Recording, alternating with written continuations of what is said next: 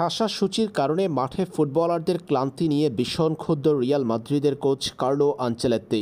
ভিয়ারিয়ালের বিপক্ষে ম্যাচের পর এবার কার্লো আনচেলত্তি করেছেন নতুন প্রতিজ্ঞা, যেখানে ফুটবল না খেলার ঘোষণা দিয়েছেন কার্লো আনচেলত্তি। খেলোয়াড়দের শরীরের উপর দিয়ে যে প্রবল চাপ যায় সেটাকে বিবেচনায় নিয়ে অন্তত ৭২ ঘন্টা বিশ্রাম ছাড়া আর কোনো ম্যাচ না খেলার ঘোষণা দিয়েছেন রিয়াল মাদ্রিদের ইটালিয়ান এই কোচ।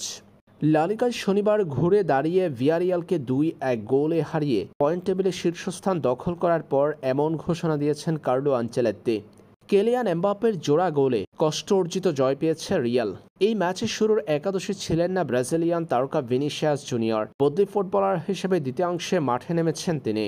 মূলত খেলার ধকল সামলাতে বিশ্রাম দেওয়ার জন্য ভিনিকে ছাড়াই গুরুত্বপূর্ণ ম্যাচে মাঠে নামতে হয়েছে রিয়ালের। বিষয়টি মোটেও পছন্দ হয়নি কার্লো আনচেলত্তির। ম্যাচের পর ২ ম্যাচের মাঝে আরও বিরতি বাড়ানোর জন্য তাগিদ দিয়ে কার্লো আনচেলত্তি প্রতিজ্ঞা করে বলেন, আমার ধারণা আজকে আমরা ৭২ ঘন্টার কম বিরতিতে শেষ কোনো ম্যাচ খেললাম। এরপর আমরা এর চেয়ে কম বিরতিতে আর কোনো ম্যাচ খেলব না।